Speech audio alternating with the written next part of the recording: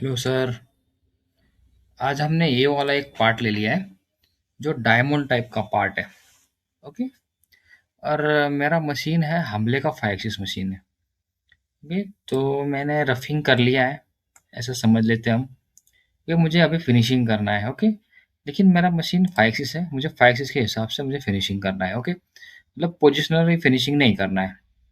Okay, थोड़ा मैं यहाँ पे जो 3D का स्ट्रेटजीज बना लेके हम जैसे कर रहे थे HSR HSM में। ओके, तो ये 3 एक्सिस रफिंग था, 3 एक्सिस रफिंग है, यहाँ पे 3 एक्सिस फिनिशिंग था। ओके, ऐसे समझ लीजिए मैंने रफिंग तो कर लिया है। ठीक है, मुझे फिनिशिंग करना है लेकिन 5 एक्सिस के हिसाब से करना है। ओके, तो हम कैसे कर सकते हैं वो आज हम देखेंगे। ओके, मैं एक यहाँ पे एक स्ट्रेटजी है जो अभी यहाँ पे फ्रंट में नहीं दिख रही है। ओके, जो अभी आने आने वाले दिनों में शॉर्ट गेम में आने वाली है। ओके, जो बीटा वर्जन में है ऑलरेडी। ओके, जो मैंने सेटिंग्स में जाके उसको अनेबल कर लिया है। ओके, मैं स्ट्रैटेजी पे चले जाता हूँ डायरेक्टली। यहाँ पे ऑपरेशन में, यहाँ पे ऐड मिलिंग ऑपरेशन में, यहाँ पे है pro 5 axis milling.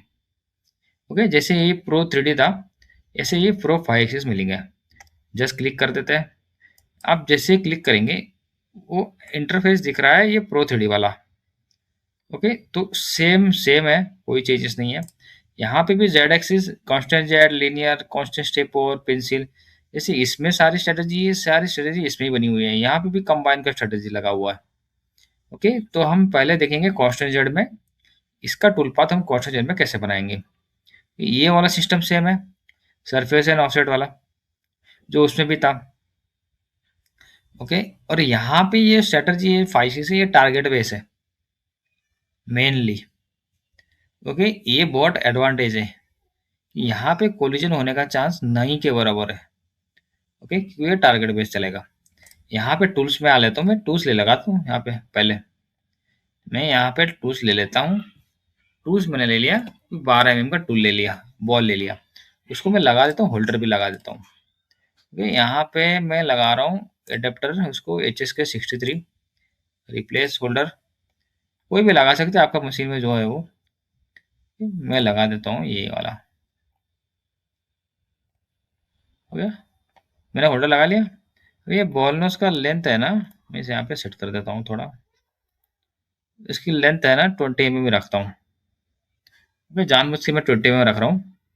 Then okay, हो गया, ये 20 mm वाली लेंथ है। अभी यही अमदा मैजिक है कि ये 20 mm में ये पूरा मशीनिंग कैसे करना है। लेवल्स में आ गया, कोई भी चेंज मैं अभी नहीं कर रहा हूँ लेवल्स में।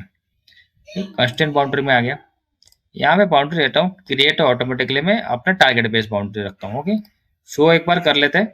ये टारगेट बेस अपनी बाउंड्री हो गई। ओके, यहाँ पे आ गया पासिस पे।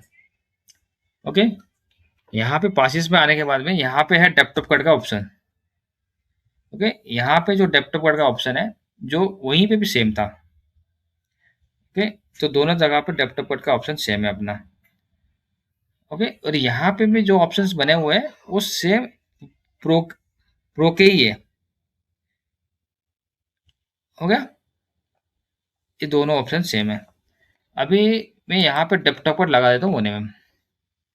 तो यहाँ पे ऑप्शन है सॉर्टिंग में जिगजैग वन वे स्पाइरल सभी दिया हुआ है। अभी मैं आगे अभी जिगजैग में, अभी यहाँ पे एक ऑप्शन ऐड हो गया है इसके मुकाबले, टूल एक्सिस कंट्रोल, क्योंकि अपना मशीन 5 एक्सिस है। ओके, ओके, तो यहाँ पे क्या ऑप्शन बने हुए हैं, tilting to axis by fix angle. Okay, tilt through point, tilt through curve, tilt through lines. Okay, जो सिम्फा एक्सिस के जो ऑप्शन थे नियर बाय सेम। पहला ऑप्शन है tilt to axis by fix angle. Okay, ये ऑप्शन में on कर दिया। और यहाँ पे दो है कॉलिजन अवॉइडेंस में, दो ऑप्शन दिए गए हैं, ऑप्टिमाइज कॉलिजन और डायनेमिक कॉलिजन। ओके, डिफरेंस है थोड़ा। ऑप्टिमाइज कॉलिजन में क्या है, कुछ एडवांस में ऑप्शन कम है। ओके, डायनेमिक में क्या करता हूँ, उसमें कोई बहुत सारे ऑप्शन ऐड हो जाते हैं। जैसे कि मशीन 3 एक्सिस के 5 एक्सिस में चला गया, फिर वो कंटिन्यू अगर 5 एक्सिस में रहना चाहिए, या तो 5 एक्सिस में जाने के बाद भी वो मैक्सिमम टाइम उस 3 एक्सिस में होना चाहिए। ओके, इस तरह से कुछ ऑप्शंस हैं। ओके, इस पे हम अभी नहीं जाते, मैं अभी ऑप्टिमाइज रखता हूँ। देन लिंक्स का ऑप्शन उसमें भी था, इसमें भी है। बाकी मैं कोई भी बड़ा चेंजेस यहाँ पे नहीं कर रहा हूँ, क्योंकि स्मूथिंग वगैरह ऑप्टिमाइज वगैरह यहाँ पे भी लगा हुआ है जो उसमें भी था। ओके, अभी मैंने जस्ट टूल ले लिया है। इसका आउटसाइड लेंथ है 20 mm। Okay, depth of cut मैंने दे दिया है 1 mm। यहाँ पे रेंज भी दे देता हूँ कि यहाँ से वो 40 से 90 हो, जो उसमें भी हम देते थे। हो गया। और यहाँ पे टूल एक्सिस कंट्रोल एक ऑप्शन ऐड हो गया। यहाँ पे मैं till two axis by fix angle रखता हूँ। ओके, यहाँ पे करता हूँ सेव और टूल पाथ कैलकुलेट करके देखते हैं। अभी टूल पाथ का स्पीड ऐसे ही रहेगा जो पहले था, क्योंकि अभी देख सकते हैं टूल पाथ मेरा कैलकुलेट भी हो गया है। ओके, लेकिन मेरा आउटसाइड लेंथ 20 mm ही था। ये इसको हम सिमुलेट करके देखते हैं कि ये 20 mm में उसने कैसे कर दिया है। ओके, एक बार मैं रन करता हूँ यहाँ पे।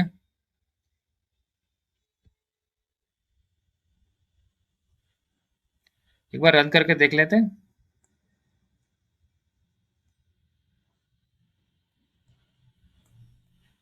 गॉज हो रहा है कि नहीं, या तो कोलिजन फ्री टूल पाथ है क्या नहीं।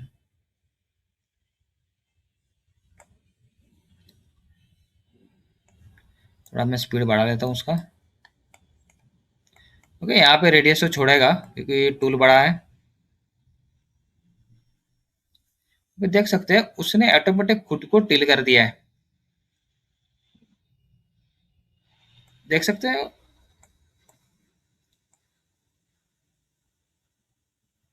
वो ऑटोमेटिकली टिल हो गया कुछ एंगल में। टूल पाथ हो गया। अभी यहाँ पे मैं चेक भी करता हूँ, कहीं भी कोलिजन नहीं हो रहा है टूल पाथ में। ये कोलिजन फ्री टूल पाथ बना हुआ है यहाँ पे। ओके, तो यही उसकी खास बात है। इसको हम मशीन सिमुलेशन में भी देखेंगे ना। मशीन सिमुलेशन में देख लेता हूँ एक बार ये टूल पाथ को कैसे रन होता है। ओके, ये मेरी मशीन है, टूल लगा हुआ है मशीन में। ओके, रन करते हैं इसको। कि अभी ये टूल पाथ 3 एक्सिस की जैसे रन हो रहा है। जैसे ही उसको कोलिजन वो डिटेक्ट होगा, वो टिल होना चालू हो जाएगा, मतलब वो 4 और 5 एक्सिस में चला जाएगा टूल पाथ ऑटोमेटिकली। ओके,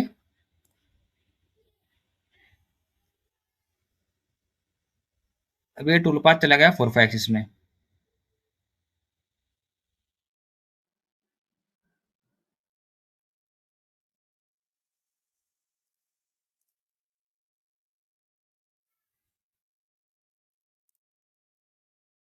तो लैग कर रहा है सिस्टम। फ्रंट में रखता हूँ। ये जैसे नीचे आएगा वो टिल कर देगा खुद को। यहाँ पे हम एक्सिस भी देख सकते हैं उसका।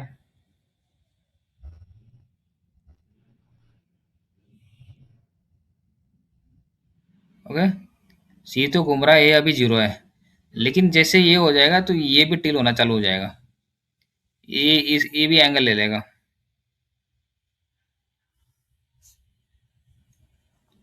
ओके, अभी तो नहीं ले रहा हूँ, तो मैं इसको कर देता हूँ एग्जिट।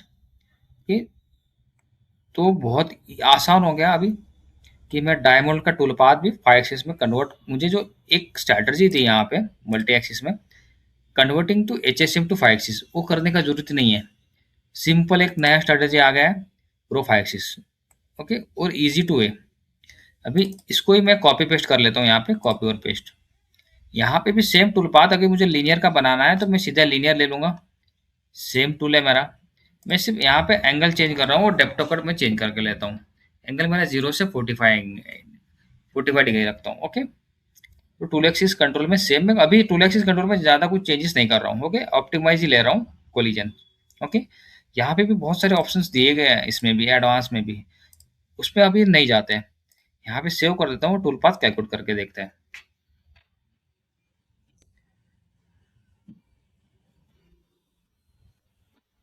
ये देखेंगे टूल पाथ कैलकुलेट हो गया है मेरा। ओके, लीनियर का भी। तो लीनियर का टूल पाथ जो कैलकुलेट हुआ है वो भी पूरा इक्वल है, आप देखेंगे। ठीक है?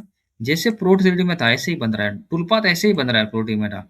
अभी इसकी भी टूल लेंथ बहुत कम है, तो उसने उतने टूल लेंथ में जहाँ पे उसको लगा वहाँ पे वो टील करता गया खुद को। ओके, जहाँ पे जरूरत नहीं है वहाँ पे वो 3 एक्सिस जैसा रन हो रहा है। जहाँ पे उसको जरूरत लगा कि मुझे यहाँ पे, अभी देख सकते हैं ये कैसे कर रहा है यहाँ पे। देखिए कटिंग पॉइंट उसका चेंज करते जा रहा है ये कटिंग पॉइंट चेंज करते जा रहा है दोनों एक्सिस में।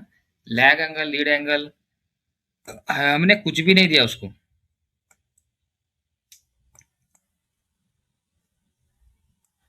देख लिया। इसको हम एक बार एग्जीक्यूट करके देखते हैं मशीन स्टॉक के साथ में।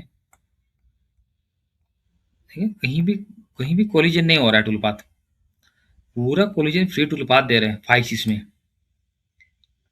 ये तो जबरदस्त तरीका है। ओके, ये हो गया मेरा जेड लेवल का टूल पाथ और ये हो गया मेरा लीनियर का टूल पाथ। ये जस्ट उसको, और क्या क्या है इसमें देख सकते हैं। और यहाँ पे कांस्टेंट स्टेप और एक टूल पाथ है। एक पेंसिल टूल पाथ भी बना सकते हैं अगर कॉर्नरिंग करते हैं तो। और यहाँ पे कंबाइन का टूल पाथ भी बना हुआ है। ओके, तो इतना तक तो हम देखेंगे धीरे धीरे आगे आगे अलग अलग वीडियो बना के। लेकिन आज हमने देखा कि टूल एक्सिस कंट्रोल एक ऑप्शन आया हुआ है जहाँ पे कोलिजन फ्री टूल पाथ मुझे मिल रहा है 5 के लिए।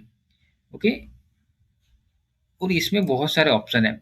और हम बारी बारी से आगे देखते जाएंगे, वीडियो बनाते जाएंगे तो उसमें क्या क्या ऑप्शन का क्या कैसे कैसे यूज है, डायनेमिक में क्या क्या ऑप्शन आ रहे हैं। ये क्या है, where to tool does not fix, कि टूल 3 एक्सिस में जाने के बाद में 5 एक्सिस में आना चाहिए या स्टे 5 एक्सिस, मतलब एक बार 5 एक्सिस में गया तो टूल पाथ 5 एक्सिस में ही बने कंटिन्यू रहेगा क्या। ऐसे बहुत सारे ऑप्शन इसमें लगे हुए हैं। ओके, इसमें भी लीड एंगल, लेग एंगल का भी ऑप्शन दिया गया है। ओके, यहाँ पे है टील एंगल, तो बहुत सारे हैं। इसमें स्मूथिंग है। ठीक है, कुछ रेंज डालना है तो मैं रेंज कैसे डालूंगा, ये इतना रेंज के ऊपर तो मेरा मशीन का लिमिट नहीं है तो उसके रेंज के अंदर ही प्रोग्राम बने। ये बहुत सारे ऑप्शन है, वो हम बारी बारी से आगे वीडियो जैसे बनाते जाएंगे ऐसे देखते जाएंगे। ओके, मेनली ये प्रो 5 एक्सिस का पहला वीडियो था। तो मेनली हमने देखा कि कोलिजन फ्री टूलबार हम कैसे बना सकते हैं।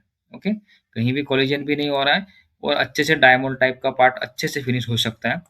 ओके, जिसके लिए मुझे ना सरफेस देनी पड़ी है ना कुछ भी नहीं देना पड़ रहा है। ये टारगेट बेस्ड टूल पाथ है पूरा। ओके, ये जेड लेवल टूल पाथ है, लीनियर टूल पाथ। अगर ये टूल पाथ कोई देख भी ले तो कोई बोलेगा नहीं ये 5 एक्सिस का टूल पाथ है, सीधा दिखता है 3 एक्सिस का टूल पाथ है। लेकिन कम होल्ड आउट में, कम लेंथ का, बहुत कम ओएचएल लगा के भी मैं टूल पाथ बना सकता हूँ। ओके, 5 एक्सिस में तो मेरा टूलिंग कॉस्ट भी बहुत सेव हो जाएगा। मुझे लंबा लंबा टूल लगा के बहुत वाइब्रेट होता है तो ऐसे सब करने का जरूरत नहीं है। अभी ये 3 एक्सिस में मैं अगर बनाऊंगा मुझे इतनी लेंथ तो लगेगी यहाँ से इतनी, जो भी है 50 40 50 mm। ओके, जो मैंने 20 mm में कर लिया काम। ओके, तो मेरी टूलिंग कॉस्ट भी सेव हो जाती है और मेरा मैक्सिमम कटिंग जो नीचे का पॉइंट है, कटिंग पॉइंट मैक्सिमम यूज होता है 5 में। ये जो पॉइंट है ये मैक्सिमम यूज होता है, यहाँ से यहीं तक यूज कर रहा है वो खुद को। तो 3 एक्सिस में मोस्ट ऑफली यही कुछ चीजें यूज होती है, बाकी वो टूल वेयर हो जाता है फिर। ओके, तो टूलिंग कॉस्ट बहुत सेव हो सकती है इसमें और अपना टाइमिंग भी बहुत सेव होगा। ओके, ये स्ट्रेटजी अभी आई नहीं है, यहाँ पे है ऑप्शंस में लगी हुई है स्ट्रेटजी। ऐड मिलिंग ऑप्शन में प्रो 5 मिलिंग। ओके, यहाँ से हम ले सकते हैं। Okay, thank you.